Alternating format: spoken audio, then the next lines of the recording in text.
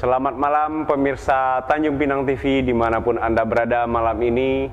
Dan selamat malam pembaca harian Tanjung Pinang Pos, korannya orang Pinang, jujur, jernih, akurat. Bersama saya Sigit Rahmat dalam acara Bilik Redaksi Tanjung Pinang Pos edisi Kamis 30 Juni 2011. Pemirsa, adapun ikhtisar berita-berita menarik yang akan kami sajikan untuk terbitan edisi Kamis 30 Juni besok, antara lain di halaman pertama, headline-nya sehubungan dengan nekatnya warga nelayan di Senggarang yang nekat menyandera sebuah tongkang boksit yang sedang berlayar menuju laut lepas.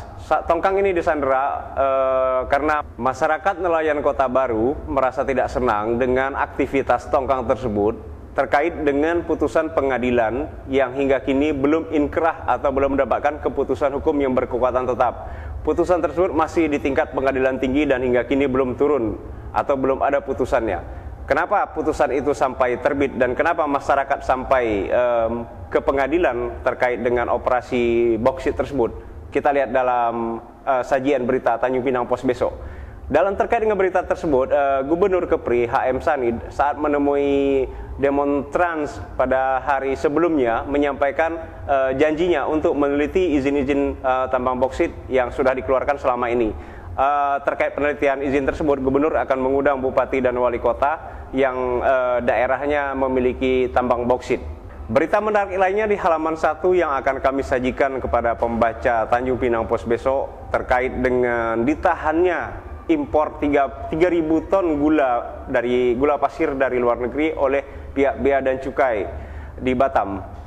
Impor gula ini ditahan karena importir yang mengimpor gula tersebut belum melengkapi salah satu surat yang diperlukan untuk administrasi impor gula tersebut. Gula tersebut seharusnya untuk keperluan masyarakat di Bintan dan Karimun, khususnya di wilayah FTZ, yang berjumlah sekitar 3.000 ton, jumlah totalnya 9.000 ton, namun yang masuk ke Batam 6.000 ton dan untuk Karimun serta Bintan 3.000 ton. Impor gula yang 3.000 ton ini yang ditahan oleh pihak Bea Cukai. Bagaimana selanjutnya kita lihat di Tanjung Pinang Pos besok.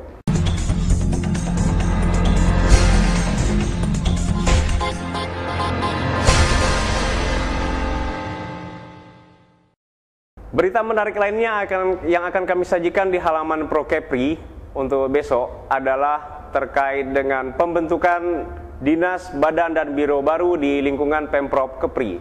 Pembentukan ini terkait dengan disahkannya Raperda SOTK, struktur organisasi tata laksana oleh DPRD Provinsi Kepri, dan menyusul terbentuknya dinas, badan, dan biro baru tersebut, Gubernur berjanji atau akan memastikan akan memulai gerbong mutasi di lingkungan Pemprov Kepri. Dalam berita lainnya di halaman Pro Kepri, Gubernur juga mengingatkan ketidaksetujuannya jika anggaran tunjangan pegawai negeri sipil, terutama di lingkungan Pemko Batam yang sedang hangat dibicarakan, untuk dipangkas. Gubernur ingin tunjangan untuk pegawai negeri tersebut justru ditingkatkan. Berita menarik lainnya di halaman Tanjung Pinang terkait dengan fasilitas keselamatan kapal yang dianggap atau dinilai oleh anggota Dewan masih belum lengkap dan meminta supaya pengelola kapal untuk melengkapi keselamatan alat keselamatan kapalnya demi kenyamanan dan keselamatan penumpang kapal feri yang biasa melayari Tanjung Pinang, Batam setiap harinya. Sementara di halaman Lingga, DPRD-nya juga menyoroti sehubungan dengan kurangnya kebutuhan solar di kabupaten itu yang jumlahnya tidak kurang sekitar 70 ton setiap bulannya. Kekurangan itu menyebabkan nelayan dan masyarakat menjadi korbannya. Kenapa sampai kurang dan bagaimana untuk mengatasinya? Simak di sajian kami Tanjung Pinang Pos edisi Kamis 30 Juni 2011. Selain masalah kelangkaan solar di Kabupaten Lingga atau kekurangan solar yang jumlah sampai 70 ton, terungkap juga dari reportase yang disampaikan kepada kami dan akan kami sajikan kepada pembaca besok terkait dengan penimbunan sungai oleh salah seorang pengusaha demi kepentingan pembuatan batu es di pabriknya. Akibat pembendungan sungai tersebut, bakau-bakau atau hutan mangrove yang ada di sekitar sungai mati.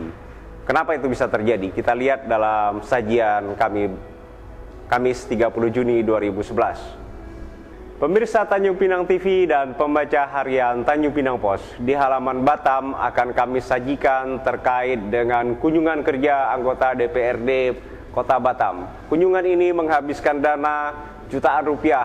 Bagaimana selengkapnya kita lihat besok. Selain itu di halaman Batam kami akan sajikan juga mutasi yang dilakukan oleh pasangan Dahlan Rudi yang sampai sekarang juga masih belum putus. Keduanya masih sibuk membolak-balik siapa pejabatnya yang akan duduk di kursi jabatannya.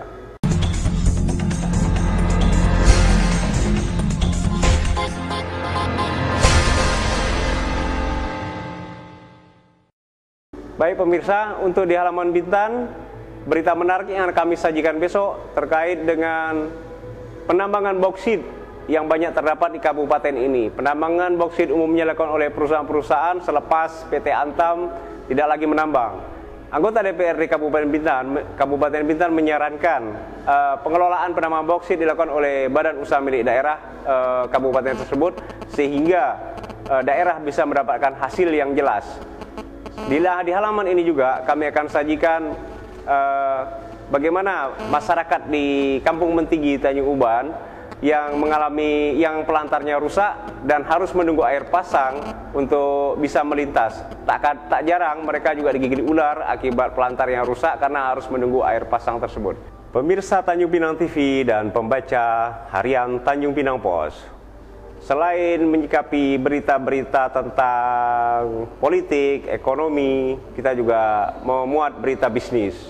Berita bisnis besok terkait dengan penyewaan ruang untuk pernikahan yang hanya mengeluarkan biaya 2,5 juta untuk sekali acara. Penyewaan tempat pernikahan yang murah ini berada di Jalan Wiratno Tanjung Pinang atau di hall yang dikelola oleh Sanggar Senam Lili Erza.